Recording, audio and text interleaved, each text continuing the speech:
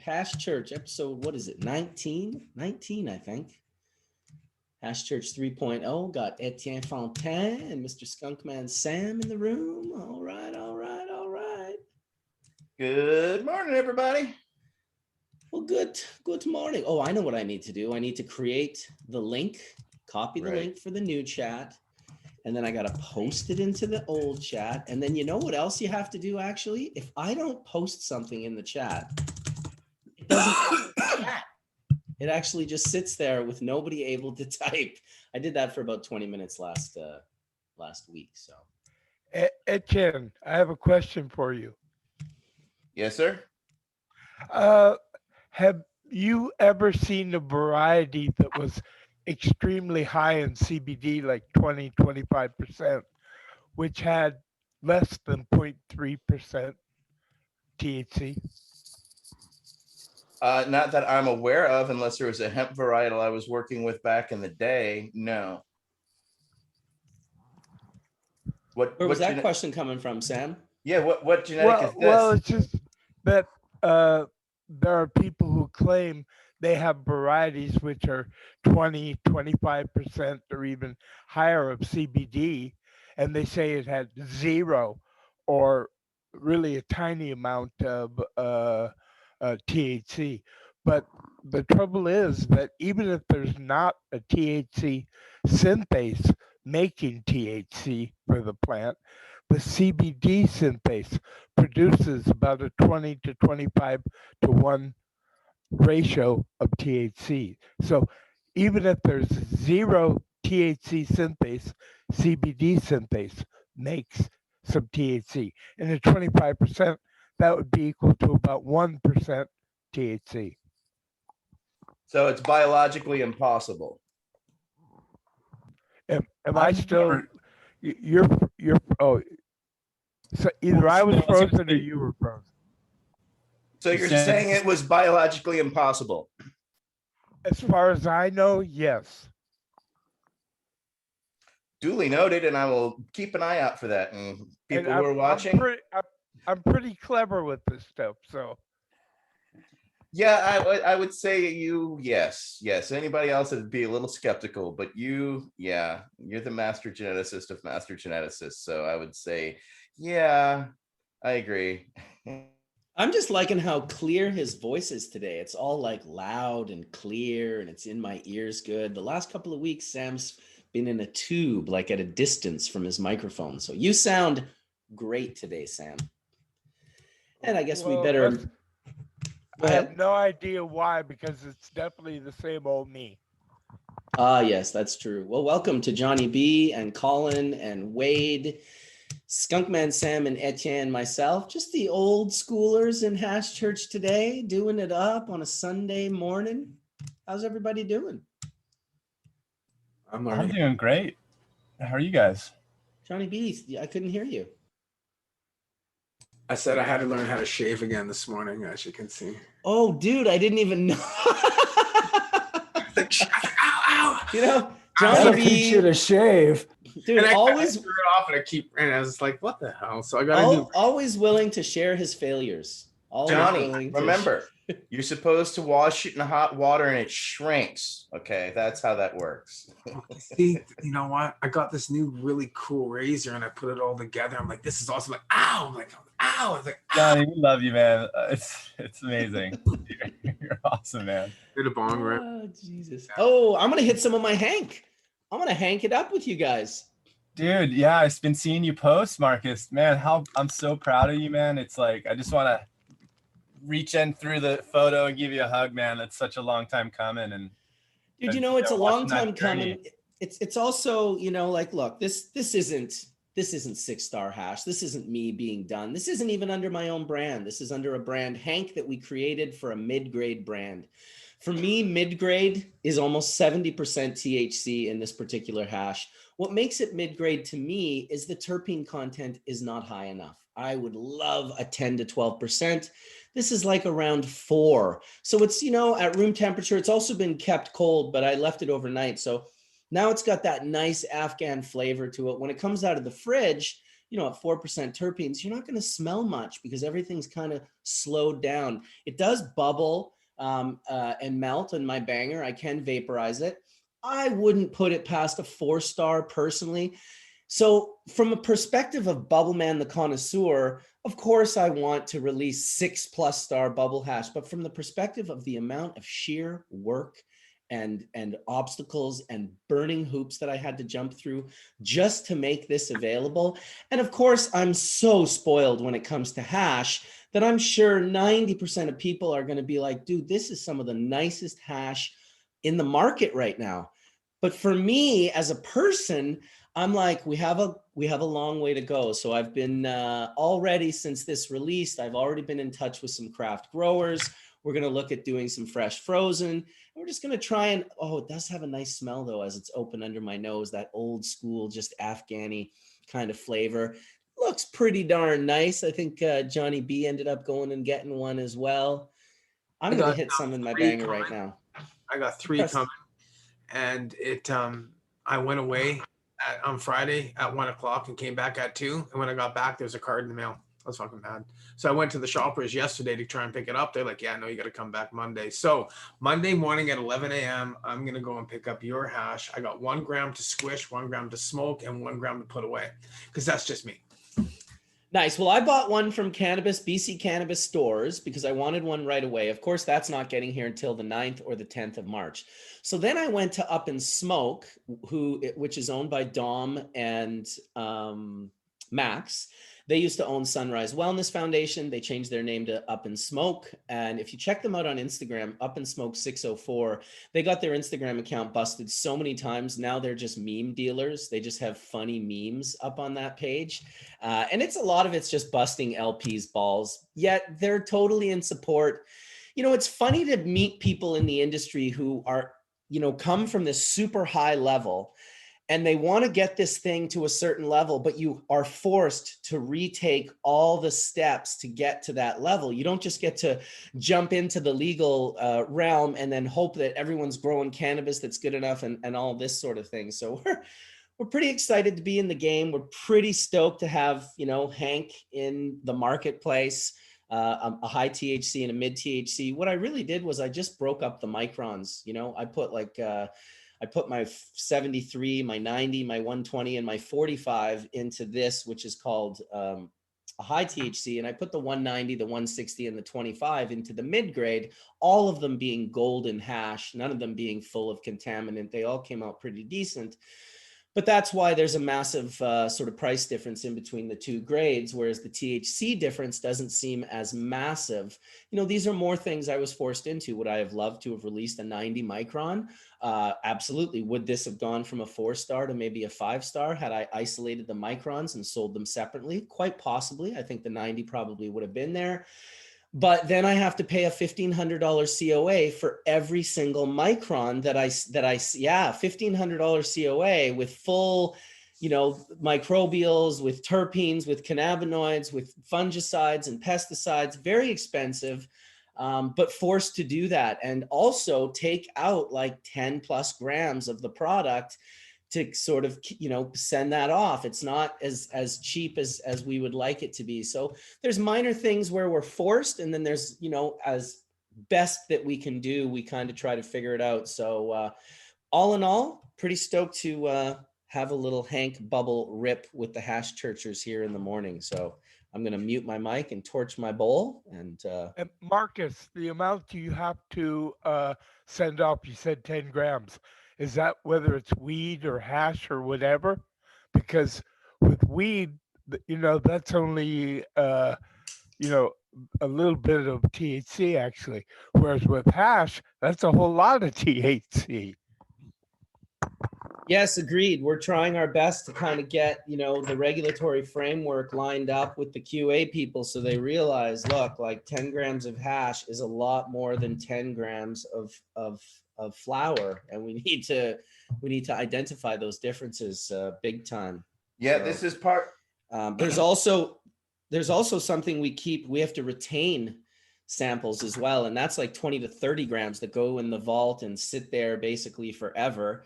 So it's, they take your margin and they just do this to it slowly, 20 grams slowly. Now keep the in 20 mind. grams that you put in the Go ahead. vault, is that frozen or refrigerated, or otherwise it's going to change a lot?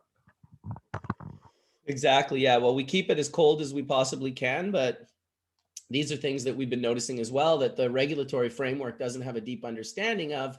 And it's not like we're going to be testing it all the time, but yeah, they keep it for retention in case anything ever goes wrong, in case they ever find something that's wrong with that lot. We need to be able to go into the vault and pull that out and go through it. If you remove the oxygen and freeze it at like minus 30 centigrade, then it does not change really hardly at all in 10 years. I agree. I've seen the exact same thing from my own freezer. And then Jeremy spoke about that last week as well in regards to using potential noble gases to, removing the oxygen and then replacing with Nitrogen. argon, nitrogen. Yeah, there's a variety of noble gases that you can use. But what you speak toward, Marcus, is a reality I think a lot of us are facing, is we're finding these regulatory loopholes that we're forced to deal with because we're in the overregulated commodities of the reality. And I mean, $1,500 per COA. I mean, Jesus, that is just, yeah. I mean, Per micron. Per micron. That's just absolutely ludicrous. Well, that's why I'm forced. Do you know how hard it was for me to put the microns together?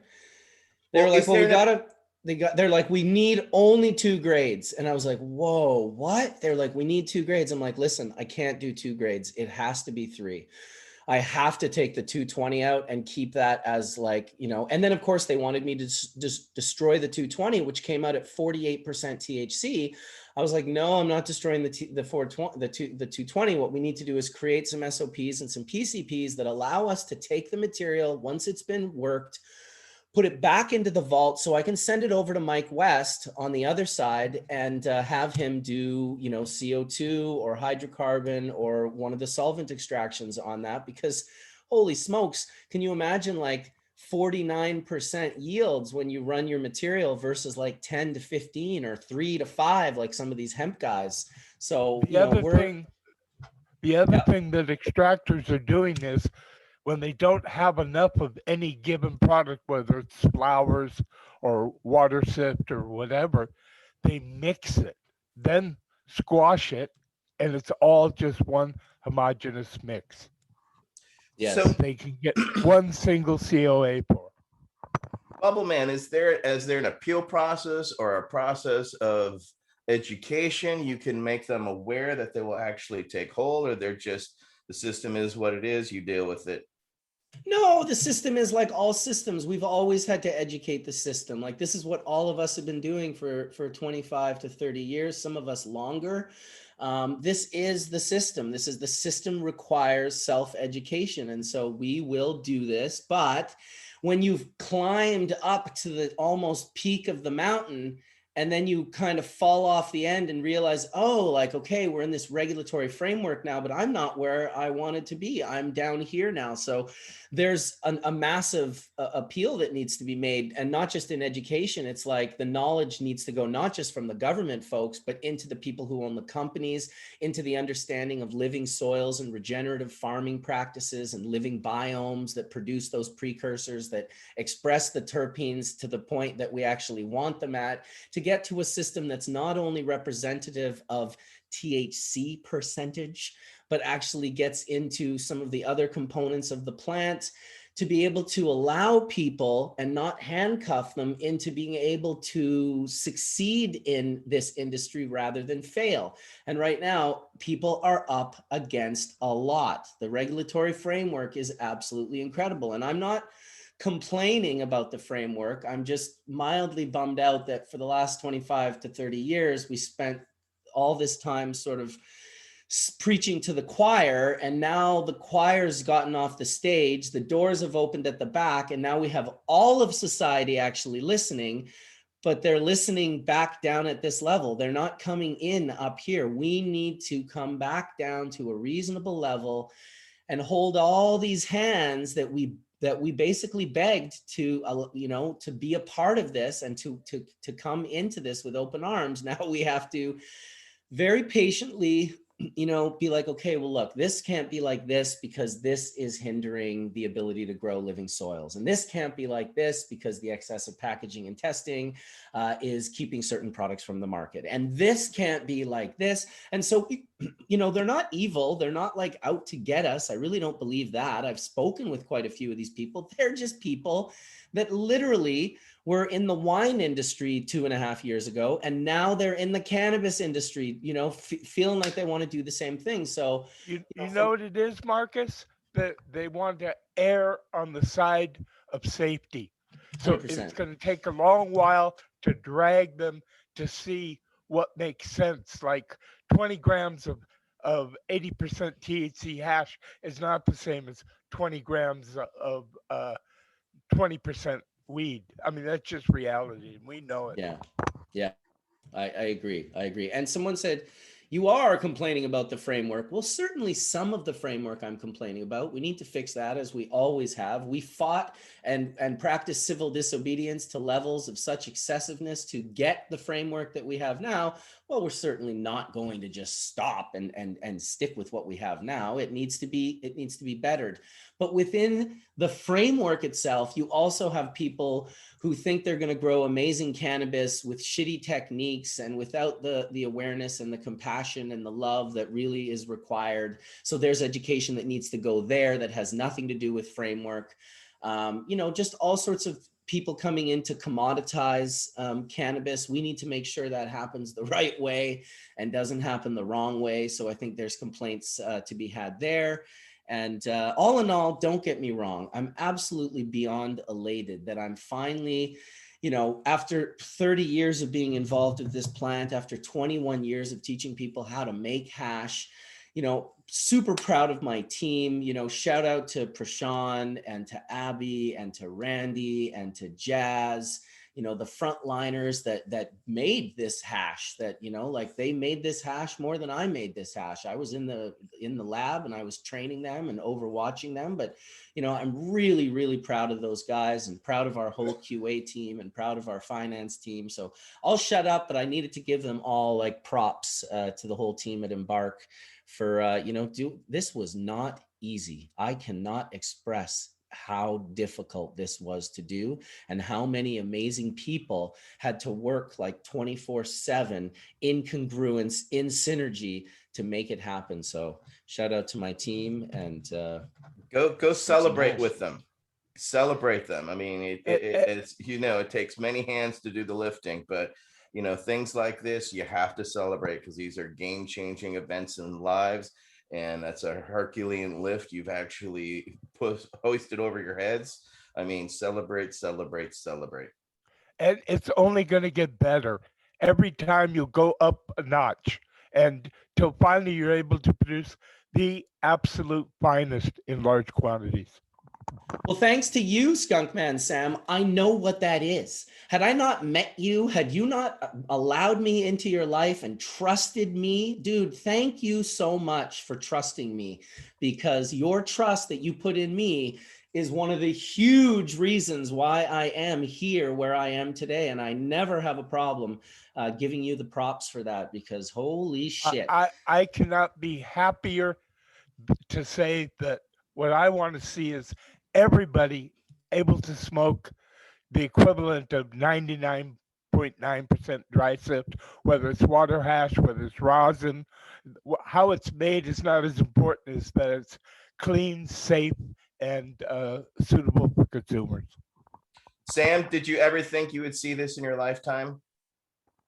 I'm surprised it took so long.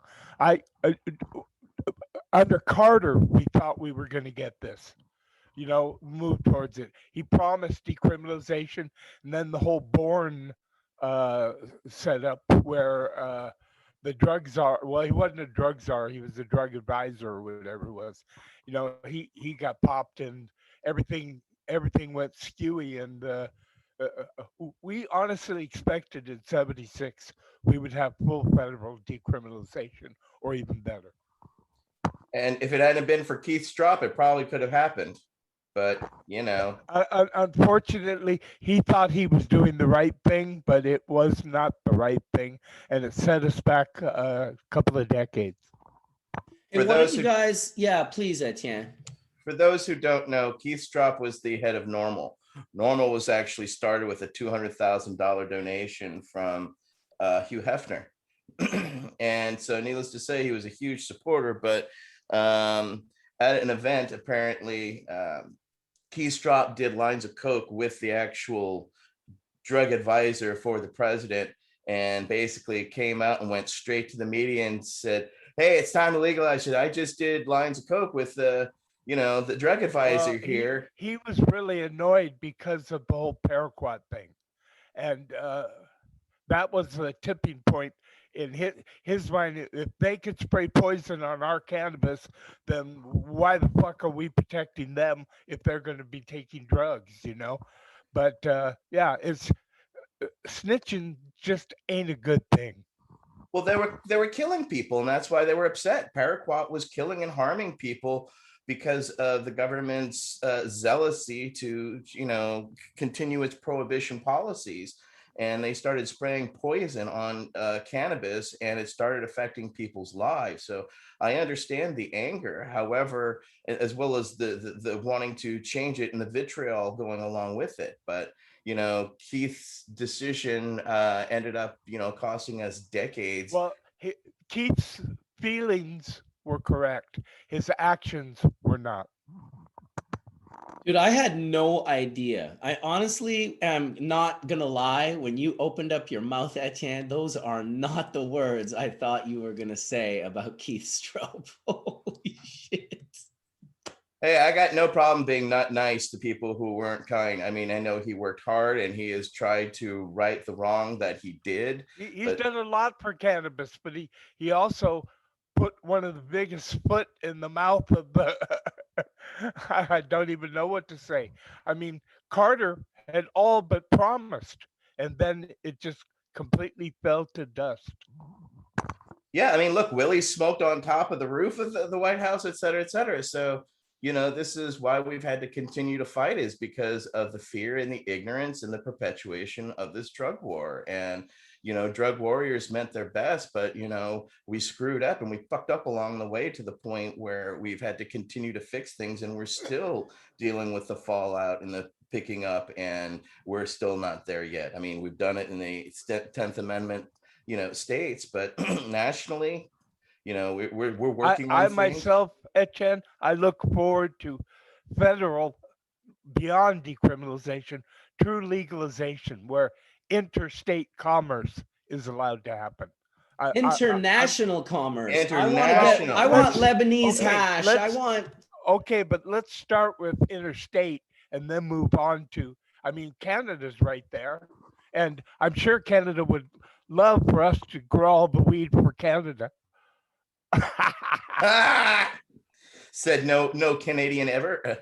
Well, we used to grow quite a bit for you guys, so we don't mind it going back and forth. Let's keep it synergistic. I would be in Hawaii, and people would bring me BC Bud and say, "Yeah, man, this is the Maui Wowie."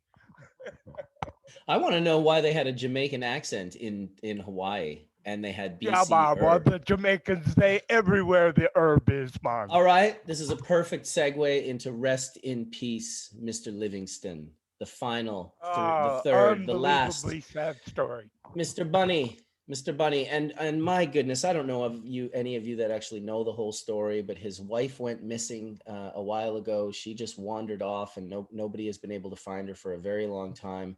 And then Bunny just recently passed. I was lucky enough to see Bunny many, many times in concert, was lucky enough to puff with him and meet him and be at his house. And he was a super tripper, and the last of the living whalers. So I suspect that Peta and Bob and Bunny are, in Zion right now, just enjoying the good herbs, enjoying the good music. I can only imagine the music that is being produced in the afterlife.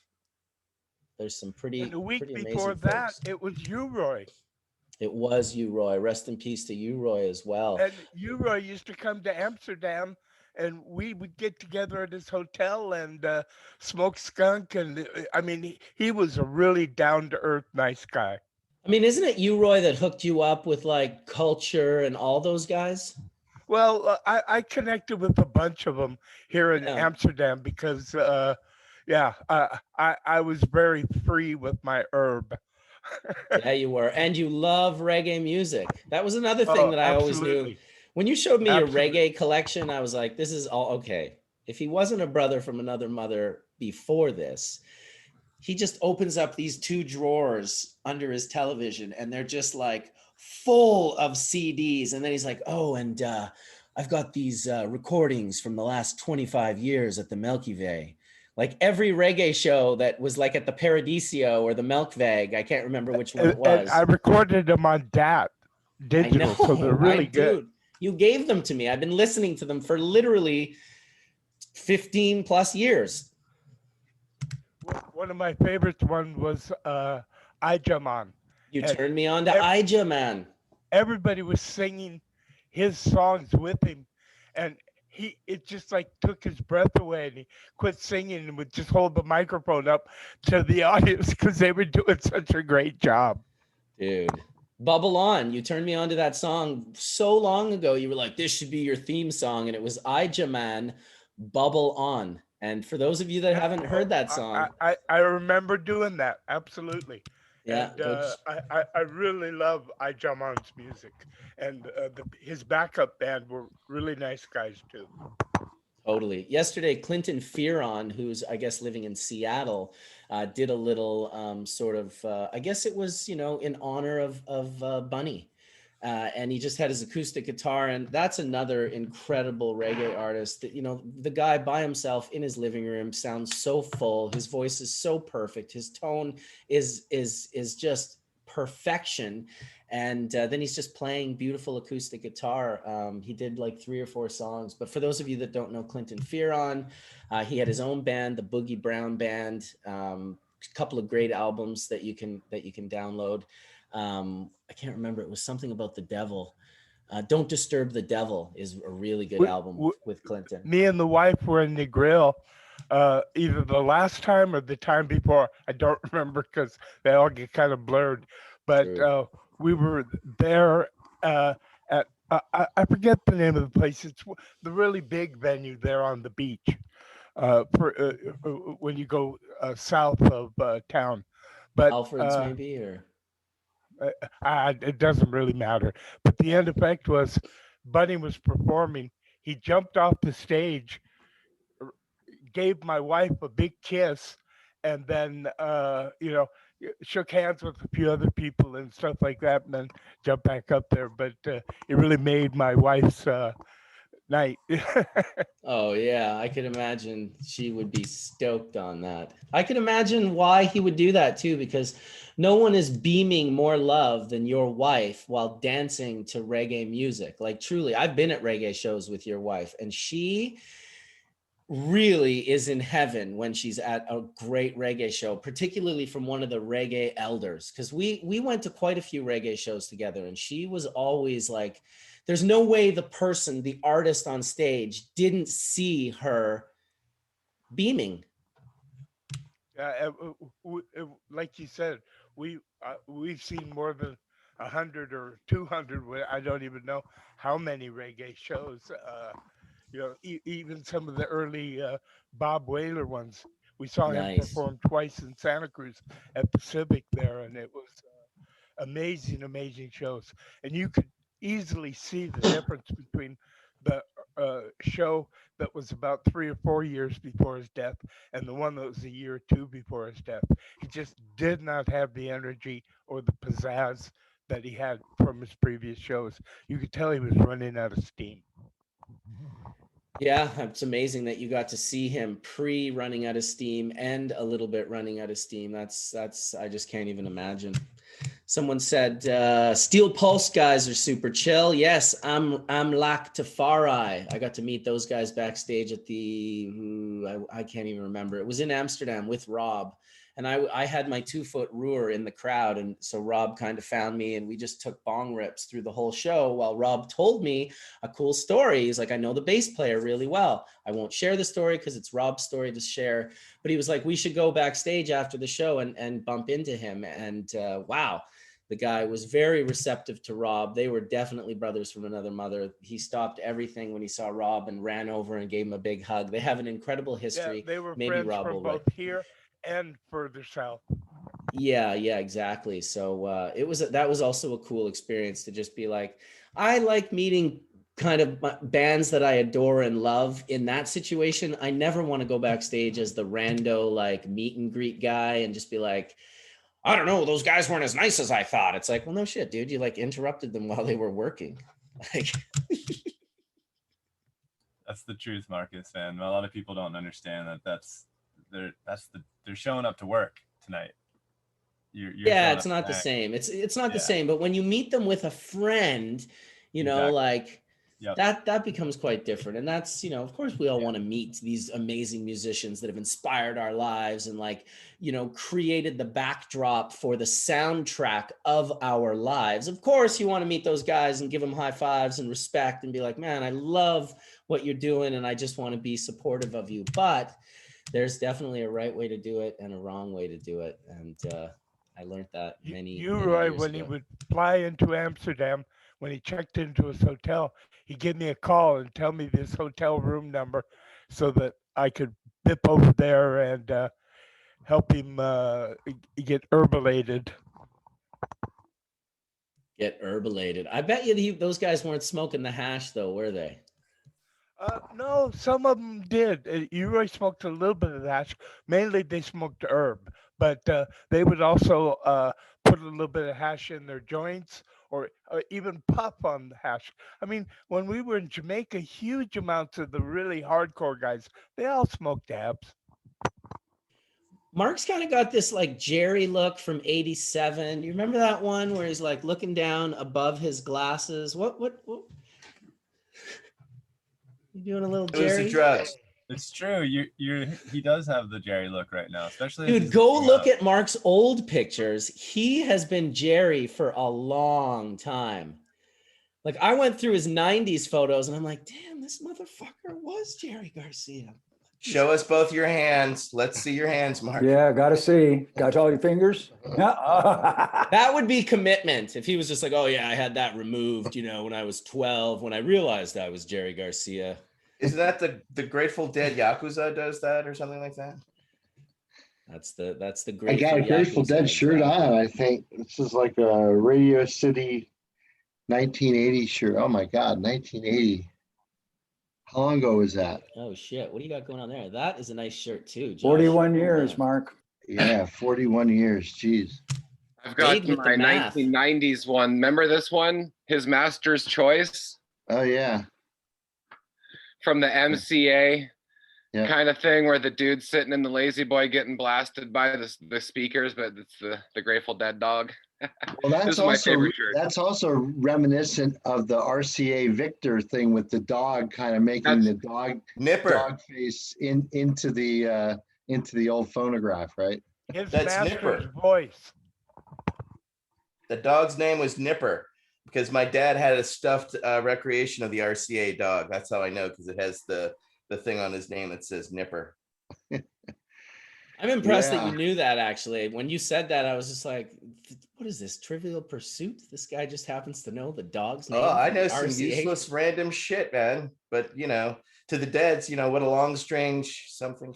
Long, strange trip, yeah. Well, today is a great day in Grateful Dead history because there's an incredible bird song from 3/7/81 that everyone should go listen to up on YouTube. It's like a 17-minute bird song, and Jerry's just off the hook. 81. It's a great year. It was my senior year in high school. What a great time to be alive, right? So I must be 10 years older than you, because I think my senior year in high school was 91. 91. That's the same with me, Marcus. Maybe that was the end of Brent. Was that the end of an era? Yeah, Brent died in 90. Yeah, right. So That left was school the, in aviation. I I've been really remember enjoying- everything in Grateful Dead history, just so you know. Yeah. You wouldn't be a true deadhead if you actually remembered everything. That's the big joke, you know. But my parents were lucky enough to get back in the early 70s and San Francisco and all that. That's where they met. But they weren't huge deadheads, but they did get lucky to see like the closing of Winterland in San Francisco and Oh, wow. and all that, and that's really special. I've been really enjoying watching the old Grateful Dead parking lot videos. Hey, does anyone like go back and say Grateful Dead parking lot 1980s, Grateful Dead parking lot 90s? I mean, there's so much good feelings in the lot. There's so much, we're part of something bigger. We're saving the earth. We're natural beings. We're listening. We're ecstatic dancing together. We're an alternative to, you know, the system of the governance. And, you know, it's really what really had us. That's why the Grateful Dead is not just music. I mean, it was an incredible movement. It was a And it just takes lifestyle. watching some of those old parking lot videos to just really understand, wow, this is ground zero in America, North America, for keeping culture alive. And the cops knew it. Holy shit. Unbelievable. Sam, what was your first Grateful Dead show? Like the Grateful Dead. I honestly don't remember, but it was in the late 60s. So it was a while ago. That's the right answer for anyone that saw the Grateful Dead in the late 60s, just for your information. Did you go to a Honda? But I was never a serious Deadhead. I probably saw him a dozen times, but yeah, I mean, back then in the late 60s, I liked Jefferson Airplane and Country Joe and the Fish. I liked, I mean, the Dead is not as psychedelic as some of the other music, or at least I interpreted other music as more psychedelic. Sam, I got a question. I'm gonna just disagree with that. Yeah, well, I'm not saying that I'm the music god and my choice is final, but me personally, I found Jefferson Airplane really, and Country Joe and yeah, there was both. Yeah, whatever. I'm not gonna. It's my personal taste. Well, the Dead were the house band for the acid test for Kesey and the Pranksters when they did that. So when that first whole experimental thing mixed, I mean, the Dead was in that melee, not the Airplane, not Quicksilver, not anyone. The Dead were the house band. And I guess but imagine Sam was there. This is just his opinion. I was at some of the. He's just telling us where he tripped the deepest, where his trip really vibed happened to be with Country Joe and the Jefferson Airplane. I'm sure there was some other people that felt that. Jorma Kaukonen and Jack Cassidy are totally amazing players, and to watch them solo even nowadays is truly phenomenal. So, Jack Cassidy, Jorma Kaukonen, huge ups. White Rabbit and Grace. I mean, Grace Slick is an amazing artist. If you've ever been to the Emerald Cup, since we're Weed Zone, I mean, she was at the Emerald Cup a few years ago with all of her art and everything. I mean, her art's amazing. Grace Slick is an amazing, awesome person who's very intellectual, very much still turned on, a total artist still. So, I mean, it's not that you're far off. It's just the Grateful Dead have millions of hours of psychedelia and stuff, but it's good to have recognition to all the psychedelic movements of that era. Hey Sam. Yeah, I mean the first one I remember was 13th Floor Elevator.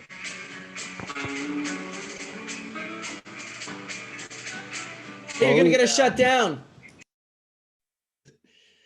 I don't know how people do reaction videos. I remember for the longest time, if you used half a second of someone's copyrighted music, they shut you down on YouTube. They get shut down. They do. But then there's people doing reaction videos where they're like, let's watch Stevie Ray Vaughan do Texas Flood. And they're just like watching the entire video on their channel without basically breaking. And I'm like, this must be a loophole of some sorts. Maybe we need to do some reaction videos on here. Hey Sam, did you ever listen to what Miles Davis was doing in the late 60s and early 70s? Was that ever? Yes, but what I really liked was the psychedelic sound coming out of San Francisco. I mean, or north of San Francisco. Uh, I, I listened to almost everything. I listened to Ravi Shankar. I listened to all kinds of different stuff. But what really turned my crank was what I was talking about. Awesome. That's awesome, man. Man, I miss music. I miss live music. I miss going to concerts. I miss seeing my concert friends. I miss traveling for concerts. I miss tripping out at concerts. Me too. I Hey, really miss tripping at concerts. Colin, do you remember the name of the synthesizer person? Not Moog, but the synthesizer analog from San Francisco? Yeah, Buchla. Yeah, I mean, there was some incredible psychedelia going on there. If you want to talk about crazy. Yeah, I mean that. Yeah, the Dead actually were really into Buchlas and the Moog synthesizers, and they used to do their own private acid tests together as a band and just be in one room with a modular synthesizer. And you know, from what I understand, talking to them behind closed doors, they would just get in a room and just play with this and try to understand soundscape. And that's really where like Mickey Hart and you know started looking towards MIDI and starting to understand like, hey, like sound. What about sound? Let's remove this idea of an instrument. And they really talked about a lot of you know different ways that they would connect with the universe and spiritually through that. And it was very new to me as a younger guy because I always looked at that stuff as like not real music and this and that. And I just, you know, as you get more educated, you start to understand that it is, and it's just sound. It's all in how you put it together. And super interesting, fascinating how they got into that. But Buchla is amazing, and that's the, you know, is the precursor to where we're at right now with all these modules and instrumentation that's being built. It's fascinating, man. It's super cool. Can you put that person's name in the chat? Because people could check him out and see like crazy wires and walls of analog sound and stuff. It's very interesting. I mean, San Francisco is always gonna be a point of awakening, but wow, in the 60s with the MK Ultra studies, and if you watch a Ken Kesey documentary, you'll find out that not just Ken Kesey, but also Ram Dass was part of those MK Ultra trials, and it was part of what made Ram Dass become spiritual and become an enlightened, you know, whether he's enlightened or not, but a spiritual being on Earth. And you know, Ken Kesey, you know, just getting filled up from this lore and then bringing it to the people. You know, a lot of people talk about them messing it up, but at the same time, it was just an uncontrollable thing that the human beings needed. So it's fascinating to see the psychedelic awakening that happened in the 60s. And as we talk about it plenty, but it's just an amazing time. Yeah, well, I mentioned him last time, and I'll mention him again. Sun Ra, if you want to get psychedelic and trippy, space is the place. It is. When I went to high school, the first year was 1965. LSD was still legal in California. That's how different the world is today.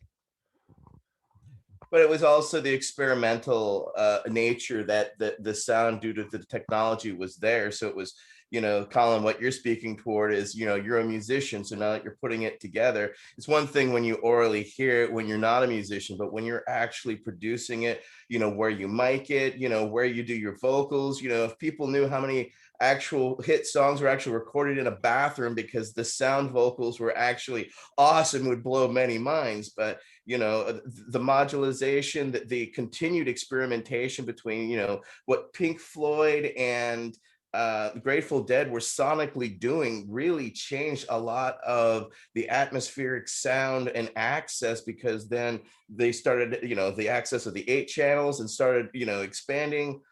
Just really fascinating from just a musical standpoint of just understanding of how the musicians would just come in as studio musicians back in the 40s, 50s, and 60s, bam, bam, bam, bam, go off, as opposed to now having an obnoxious amount of time to sit around in a studio and just experiment. I mean, really push the edges of the boundaries. Well, yeah, it's like Jerry Garcia said that, you know, they always talked about how they got really their education in the studio. That's really how they learned, was being in the studio and learning from their producers. His quote was, recording in the studio is like building a ship in a bottle playing live music is like being like a rowboat on an ocean. Sure. And think about, think about, Sergeant Pepper's Lonely Hearts Club Band, four tracks. That, if you really think about that, it's mind blowing. Yeah, and most drum sounds from the 40s and 50s were recorded in defunct movie theaters with one singular microphone over top. It was a ribbon mic, and it was just a single mono source. And we think about like all these. You think of drums, you think of all these mics, and it's just it's environment. It goes back to plants, right? It's your environment, right? It's your environment that you're actually in that's creating that nuance and that intricacy. Has anyone ever seen The Secret Life of Plants? Yeah. It's so beautiful how Stevie Wonder does the soundtrack to it. And it's just so interesting how in the 70s they're playing with sonic sounds. And, there's a new device out these days called the Healy. And it's like a frequency healing, a biofeedback tool. And people use it for healing. And, it might be a lot of reasons to believe it could be useful in the garden. As one of those subsonic, it's kind of like the Schumann's resonance thing where it's the 7.8, but it could be any frequency. And, so like sonic sound and life go together. If you find out it's beneficial and you want to grow cannabis by the acre, then what do? Do you get loudspeakers or? I think you're right. I think that once you get into the field, you just understand that you don't need a subsonic resonance because you have the Earth's resonance. These types of tools are used for fake environments like greenhouses and indoor settings, I think, but Yeah, there was some science back in the 70s about the effect of sounds and the onset of morning light opening the stomata on leaves and a whole transformation in their metabolic processes going on associated with the sounds of sunrise and the change in light. That is awesome. Hey, just on the COVID development, man, there continues to be a number of papers and reports showing efficacy. This one I'm looking at right here on a combination of terpenes and CBD. This was reported by a group in Israel. And there's like two other groups that are getting a lot of press now. One in the University of South Carolina, and the other one up there in Canada, University of Lethbridge, that showed CBD's impact on taming the so-called cytokine storm, which is one of the things that leads to acute respiratory distress syndrome, which is what shuts people's breathing down in COVID. So there really is some, biochemical rationale and basis for not only preventative measures against COVID, but also this paper right here is actually pointing out specifically the antiviral potential of just terpenes and CBD. So that's pretty exciting stuff. It's been my experience. Yes, it makes perfect sense. CBD works with the immune system. It seems like a no-brainer, Mark. I mean, I can't wait for the science world, the medical world to catch up with this idea. Yeah, I think they're beginning to figure it out, and there's a real biochemical mechanism because, again, the way that CBD impacts homeostasis and, cannabinoids and full spectrum cannabinoids sort of impacts homeostasis. And they're not saying that these compounds are antiviral, but they're showing that, I guess, both preventatively and that they can treat the real killing part of the coronavirus, which is the acute respiratory distress syndrome, it's an overstimulation of your own immunological response that, again, I think the cannabinoids, depending on your endocannabinoid tone, if you will, can have a real impact on changing how your endocannabinoid system is dealing with fending itself off from the virus. So it also leads to believe that there is a genetic basis for fighting viruses like the coronavirus that, you know, the endocannabinoid system can help understand the mechanism on how that works. Can you drop that link, Dr. Mark? Because I've been Yeah. reading various preliminary studies, but they haven't actually gone through, or I haven't seen any actual study that's gone through the process. But you know, I've been reading numerous articles that have said that they're working on this. So to hear that they're actually getting some actual traction would be amazing. Yeah, I mean, I think that there's right now the research is very preliminary, and it shows that there's a whole lot more research that needs to be done. And before they really get to conclusive, here's how you keep yourself healthy, or here's how you can treat your disease if you have to get it. I mean, the point is I guess there is a biochemical rationale for why these treatments should work. And understanding that rationale is actually helping scientists figure out how they can actually deal with the virus a lot better. And the other thing is that, I don't know if you saw the statistic, but because of the social isolation and people using masks and all that, all the other forms of transmittable disease, including influenza, are all down. So really, if we can just get corona in check, you know, I think a lot of the new practices, you know, not saying that social isolation will remain, but, you know, just our overall, you know, education on how to not spread virus and how to not live on top of each other and breathe all over each other, I guess is going to be useful. But I'm with you, Bubble Man. I'm looking forward to live music coming back. I see festivals that are now on the calendar that are selling tickets and selling RV passes, and they're talking about doing festivals in social isolation mode. So God only knows what that's going to look like. But yeah, looking forward to music coming back for sure. You know, my question is this. Think of just how we were just coughing in each other's faces, never washing our hands, touching everything, people coughing into their hands and then touching things. How many Blowing people candles out on a cake, right? Dude, how many people did humanity, like, you got to think all the influenza cases, like 40,000 a year deaths, was the same thing as COVID. Like that, you got that from your family members and from friends and from loved ones. Like that's how you got it. That's never been a part of the conversation. You know, 40,000 people die a year from influenza, and never did we think, hey, like maybe we should try to clean this up a little bit. We might be killing our elderly population by coughing in their faces. Well, I'd like to make a special note that there's been 100 days of protest in India. Does everyone know about this? The farms? Indian farmer protests. I know about it. And there's 200,000 and more people living in trucks on top of themselves with no mask on, eating food together communally, fighting for food sovereignty. And small farmers. I find it really interesting that there's no sickness spreading there. And I wonder what's different about that human reality than the United States human reality, because when you talk about people living on top of each other, you would automatically think of India or Nigeria and Lagos. And I find it really interesting that they don't have the fear and the numbers of spikes following it. And I find it interesting. Well, I mean, India definitely has a ridiculous amount of cases. I work with quite a few Indian people who are in contact with people back home all the time. So they've definitely got it going on there.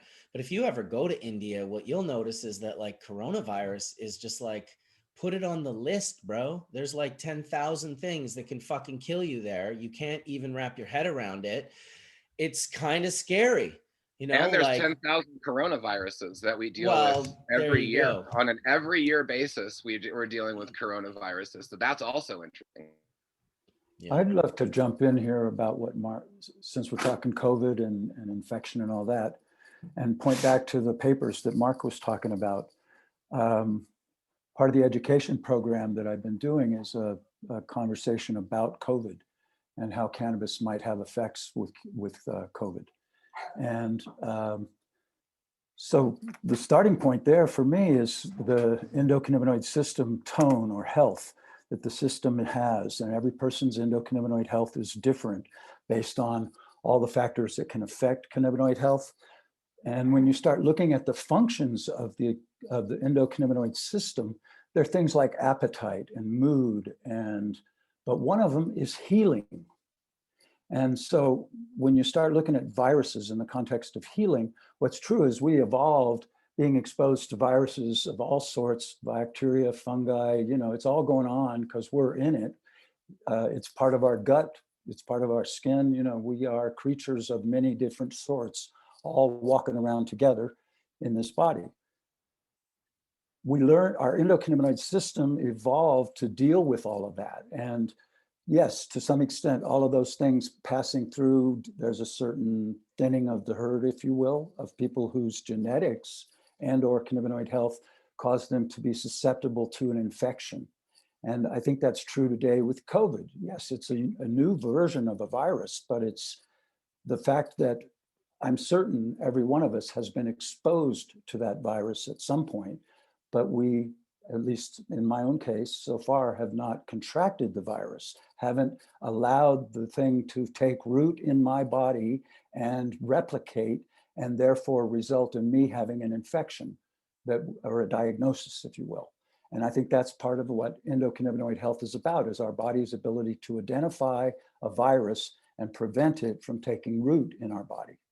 And then there's the whole aspect of what if the virus does take root in your body and replicate and start reproducing madly all through your system, how your body's immune system eventually responds to that, again, is a function of endocannabinoid health.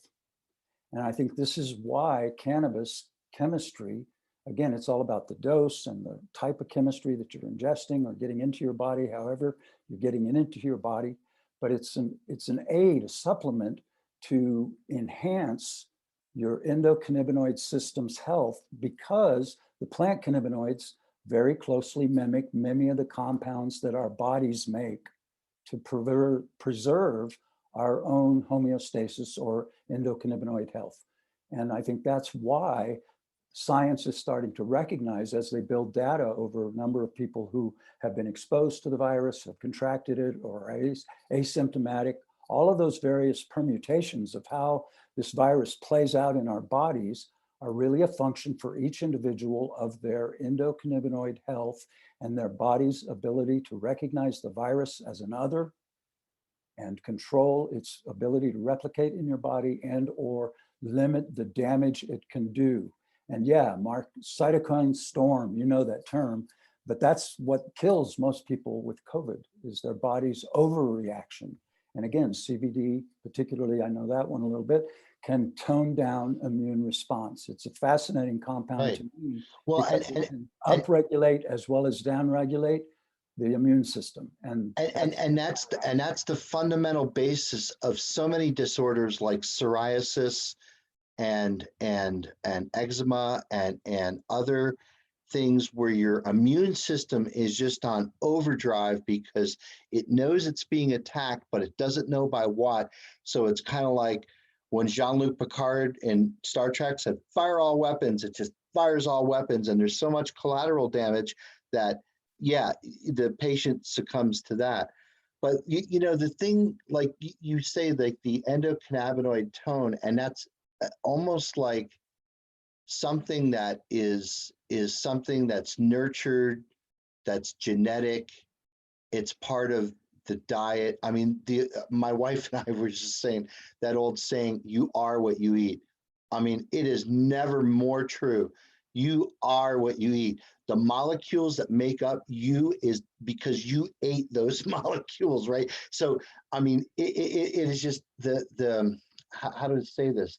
So when we switch over, and part of getting away from the whole marijuana and cannabis stigma is to switch over to thinking of cannabinoids as vitamins, as essential vitamins that we need in our diet.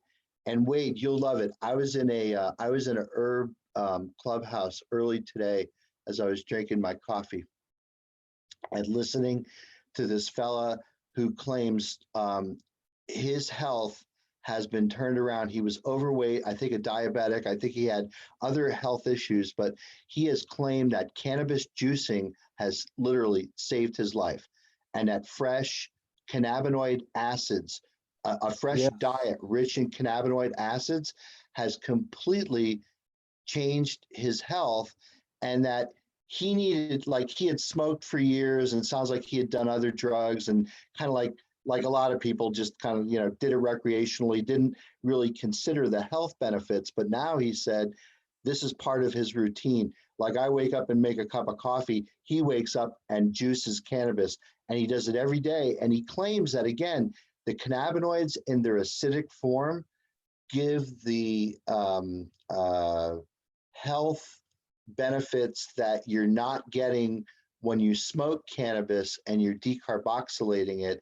And part of it is that the acidic forms, those acids bind to other molecules and create different things that are happening downstream. And so I was just listening in this room for like about 10 or 15 minutes, but got a whole lot just from just hanging out and listening. It was cool. No, I think that it's fascinating to me how many manufacturers insist that you have to decarboxylate your plant material or your oil while you're making your product, or it's not going to work. And what they're really talking about is they're making product for psychoactivity.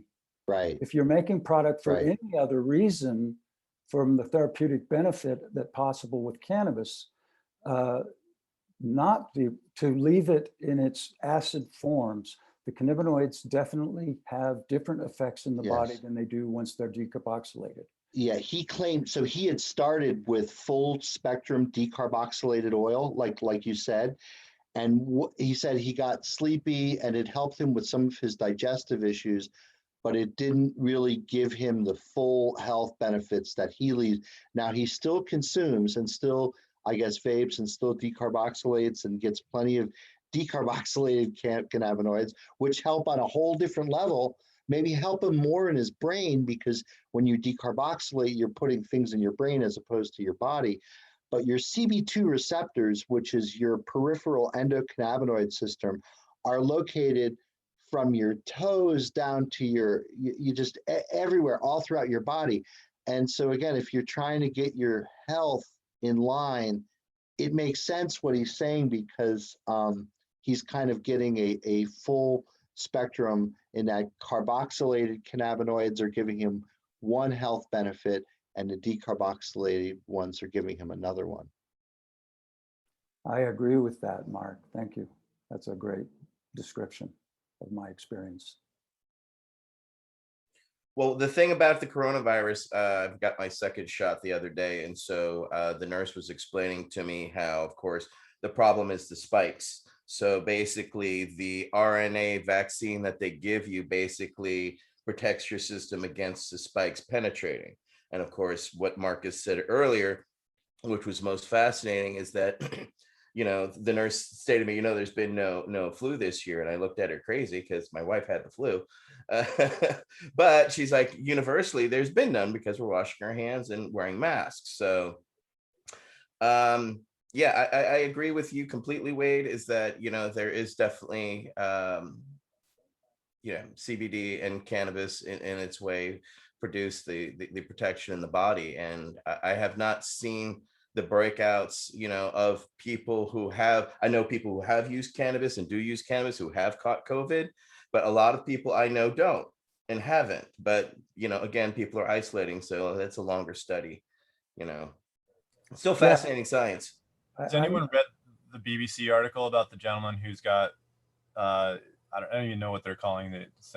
They've got a term for it. Like he's super immune, or he's got a certain antibody in his body that is deflecting the spikes. It acts as a defense mechanism against those spikes that you're talking about, Etienne. I wasn't sure if anybody had read that same article or had any thoughts on it. I don't really know enough other than what I read. So I just was curious if anyone had read that same article or seen that. It's fascinating. He's actually African-American guy, which is also just opens up a whole vortex of questions.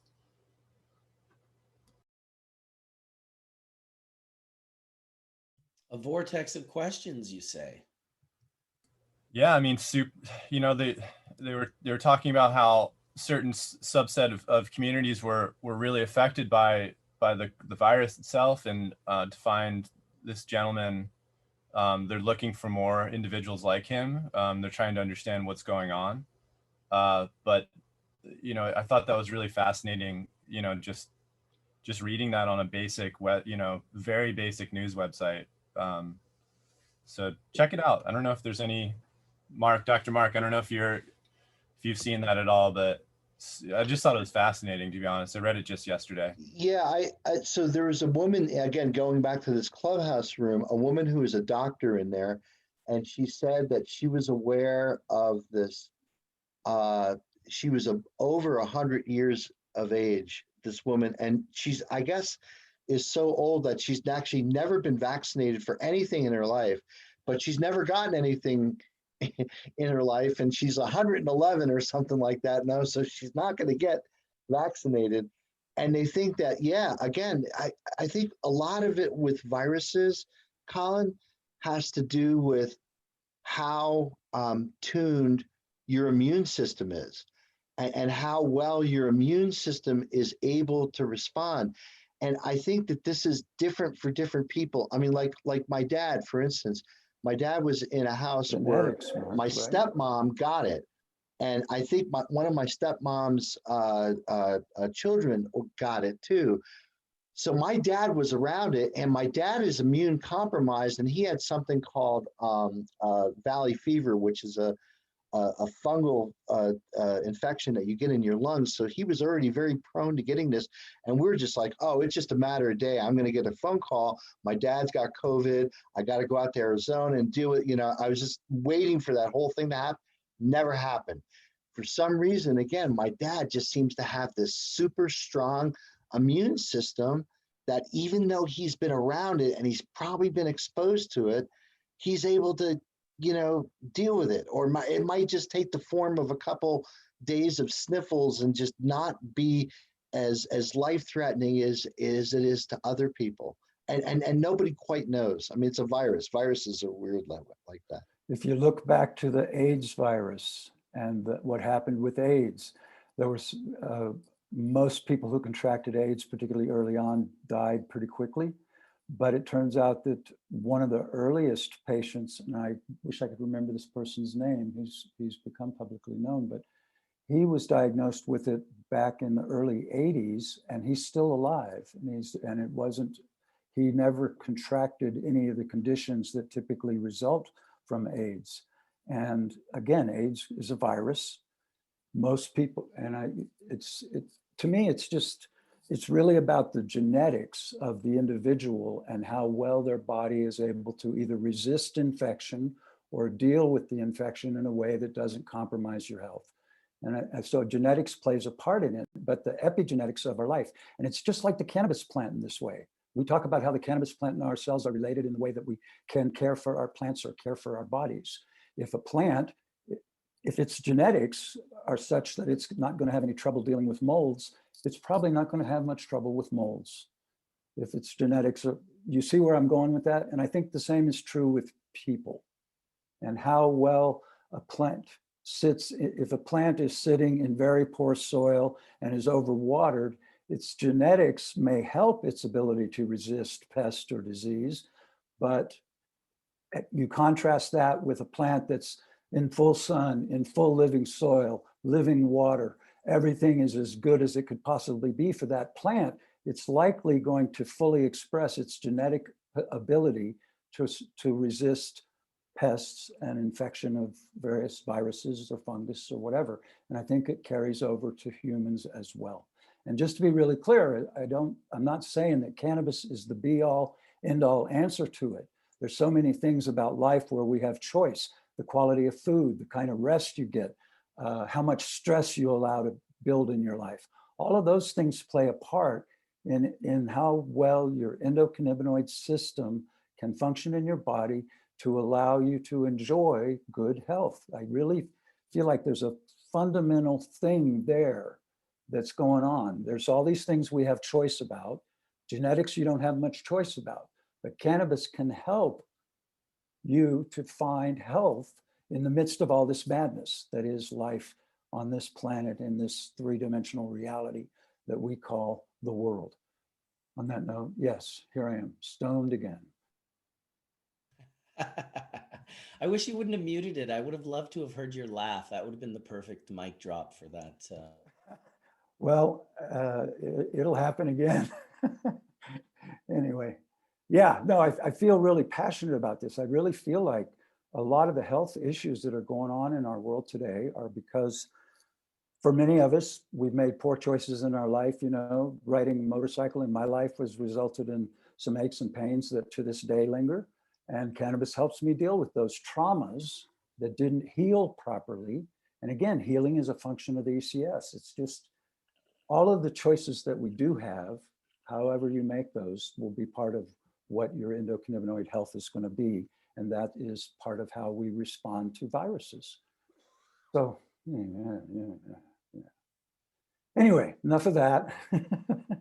Well, it's just amazing how, science has to, appeal to politics as opposed to politics appeals to science, which is why I'm going to kind of segue here for a second. I've been working for the last 7 months with a group called the Veterans Action Council. We're basically a group of cannabis veterans who've been using medical cannabis as well as other psychedelics, and we've come together. And tomorrow we're going to release our first white paper, which is actually a green paper, we're calling it, which is basically it outlines significant concerns within the medical cannabis community for veterans and what we feel are potential remedies. So we're going to be releasing that tomorrow. It also includes Robert Randall and Alice O'Leary's submittal to the federal government back in 1993 and to the Clinton administration, because that's how far back we haven't done anything here in the United States at the federal level. And sandwiched also in there is Michael Crowett's recent success. As we all know, in December 2nd of 2020, medical marijuana was actually legalized across the world because our friends spent a decade getting it pulled off the Schedule 4 off the 1961 Convention Treaty. So medical marijuana is legal, and we want access here in the United States, especially veterans. So we're launching this green paper as an educational tool for people to take at the federal level, other veterans to use, around the world, because this is real literature, real information. Robert Randall, for those who aren't aware, was patient zero. He was the first patient to sue the federal government and win his right to receive marijuana grown by the federal government, and which it opened up to 22 other people until 1992, when the Compassionate Investigative New Drug Program was basically shut down for the addition of any new patients. We want to see that reopened in the sense that we want to be able to get veterans to be able to import cannabis, since we can't have access to the NIDA cannabis. But at the same time, I think we also want to pressure Dr. Al-Soli and them into actually growing medical grade cannabis to the quality that we're actually selling on in our dispensaries today, because they're only down to one patient now. Do you know that? Yes, and to be honest, Dr. Al-Soli doesn't make these decisions. It's the NIDA that gives him a contract what to grow. Agreed, and we're going to utilize this information to pressure them into changing and either reopening the system so that cannabis can be grown, to the standards that we're seeing today, or we're going to import it from countries that are internationally doing it and that have over-the-counter products available, such as Canada, Uruguay, Israel, and the Netherlands. Etienne, that's amazing that you're doing this work, man. My dad is 101st Airborne, 1st of the 506. He is full-blown Parkinson's, has had it for almost 2 decades. And, he's been someone that's been struggling with access. And, he's got plenty of access through me. However, the type of access, there's a certain kind of ideology that I think he carries, when he thinks of the VA, and he wants to keep that camaraderie there. And it's really hard. I see it from a lot of different levels with certain patients coming from the VA and veterans in general. They want to feel that camaraderie, but it's just not there from the VA at all. And it's a really touchy subject, but I really commend you, man. That's a very hard thing to be, hard path to be on. So really excellent work, man. That's awesome. Well, that's why we're doing it. We're doing it for your dad and for others, because we have access where we are. So we're trying to utilize our voice and our privilege for those who don't have access. For those who don't know, I'm a combat veteran of Operation Desert Shield, Desert Storm. 30 years ago today, I was wounded in Germany. So I was put on going from morphine to congratulations. I want to get off morphine. But I asked the doctor, he said, hashish. And I was in Germany. So that basically started me off on an exploratory journey into the underground, into trying to not make criminals out of my friends and not get myself murdered or ripped off, which, thousands of other veterans deal with. On top of that, it's expensive. I mean, there needs to be, one of the things we want to see is what you have up there in Canada, Marcus, is having access so veterans are actually subsidized. So depending on your disability, you're given a certain amount of grams of access per month. So then you can go down to a dispensary, and however you ingest, if it's edibles, hashish, or flowers, the gram situation is applicable to whatever your usage is. So we want that same access that you have in Canada, because we can't go get it filled at a PX. So if we have to go to a dispensary, then we want a voucher program so that it alleviates the costs.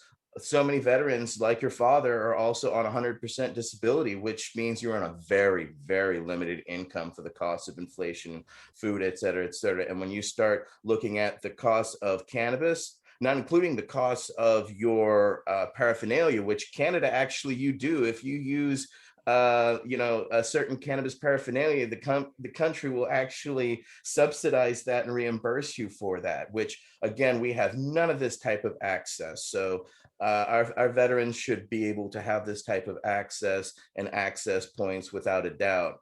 And here soon, we're working on some other things as well, but this is kind of our first volley. So we're going to be putting that across the wire at 6 a.m. in the morning or so. But here, I'll drop it in chat. You guys can get a preliminary. It's on our Veterans Action Council website on under projects. And this is our first project that we've released. So we're just trying to be a rally point for other veterans so that we can actually pressure the VHA into these changes that we want to see, because veterans are an encapsulation of society, and so we're a small piece of society. So we're trying to do our best to crack the glass ceiling so that others have access as well. So we're just trying to lead the charge by storming the beach, and follow us. I'm out. Can we go back to the German doctor who told you hashish? Sure. Well, it was actually an American doctor, and I was in the hospital, and I was they put me on morphine, and of course they give you a button, right? So you can take as much morphine as you want. And I was an artist. I was a creative person. I was a musician. So if I wanted to sit and drool all over myself, morphine is perfect for that. However, I didn't like the feeling. I didn't like the sedation. I didn't like the coming out. There was nothing about it I liked except it stopped the pain. But I could not be in my creative mind. I'm left-handed, so I'm always in my right mind, right? So I couldn't travel there naturally or as free-flowing. So I asked the physician when he came in, I said, I want to get off this morphine. And he said, have you heard of hashish? And I laughed, and he laughed, and I kept laughing, and he stopped laughing. And I realized that, he was serious. And he said, look, I've heard of people, utilizing that to, get off it. And I basically said, well, where the hell do I find that? And his response was, I don't know, try a bar. And that's where it started. Yeah, I went to a bar in Ansbach and Germany, and in my terrible German English, was able to score a little bit of hash, and it was very. I don't think it was a full gram. It was very small. And then how do I ingest it? Got one of them there bar grams. Yeah. So, and it was it was all crumbly. It didn't squish. It was probably waxed. Afghani. They already made rosin with it, and they were just giving you what was in the bags. And you never smoked before? You never smoked before that?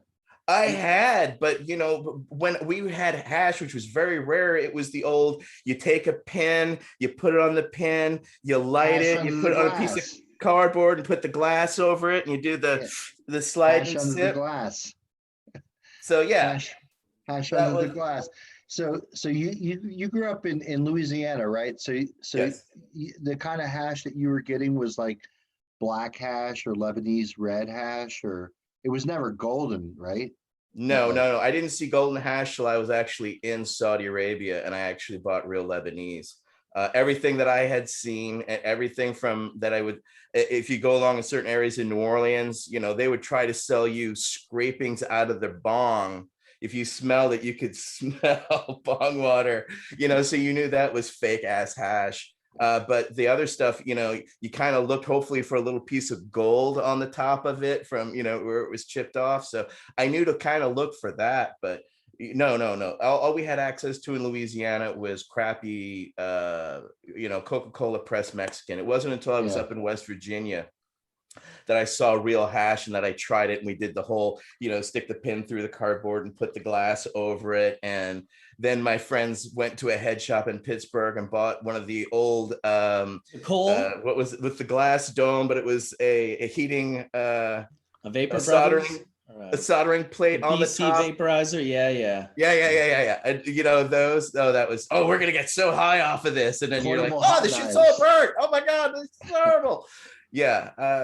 So there's just no access to quality cannabis or hash until I was. Dude, we've come a long way. That actually makes me feel a lot better about where we are right now. Sometimes I forget where I am and where I need to kind of go back. It's a very small journey compared to where I was in high school, also buying all these different hashes. No COAs, no, SOPs. Like this shit was like, oh yeah, it looks like they pressed this with their feet or something. There's like some hair, some weird skin in there. Like, but there it was, we were just like happy to smoke it. I was lucky to have it to get you high. Yeah, of course, man. I got to, we got Afghani, we got a little Moroccan, we got red and blonde Lebanese, and we got Indian and Nepali charas. And that was pretty special. At least back in the 90s. Yeah, Manali cream or Parvati, just like nice things. And then, Nepali cream, which was kind of like way above that whole region. And that was kind of always the nicest. And Jamaican gum. So the kicker is, when I moved here to the Bay Area, the only place I could score weed was actually going across the bay to in front of the Ben and Jerry's on Haight and Ashbury, and because that's where all the Deadhead kids were hanging out, and you could buy the eighth, quarter, 3/4, or quarter right off the street. So it's been a long way to think about how and where we get access to our. What year was that, ATN? Oh, that was 93. 93. Yeah, 93, 94. Absolutely. Yeah. I would have to. I worked before I got hired onto the Cannabis Action Network, I was a night manager at an ice cream parlor. And I used to I would close at 10. I'd shut down shop at 10:30. I would jog to the North Berkeley BART, catch the BART to the transfer point at MacArthur, make it into San Francisco, jump on the 7 or the 52 bus or 53 going up to Haight Ashbury, jump out at the corner of Haight and Ashbury, score my shit real quick, on the corner, then jump on the other corner real quick to catch the bus going back to the BART, and then BART all the way back to the East Bay, which is usually the last BART to the East Bay, and then walk another mile home. So that's how I used to score weed on the street. So to know that now I only have to go to a dispensary and actually purchase it, you have no idea how thankful I am of just that simple trek, because that used to be a 2-hour, trek just on and trying not to stink up when you score that bud from those deadheads. That shit stunk. And of course, all you had was just a quick fucking, roll up, and you just stick it in your shit and just hope that people weren't fucking like staring you down on the fucking bus or on the BART like, I know what you got on you. Etienne, Monica and I used to live at Page and Clayton, one corner from the corner of Haight and Ashbury, where that Ben and Jerry's is.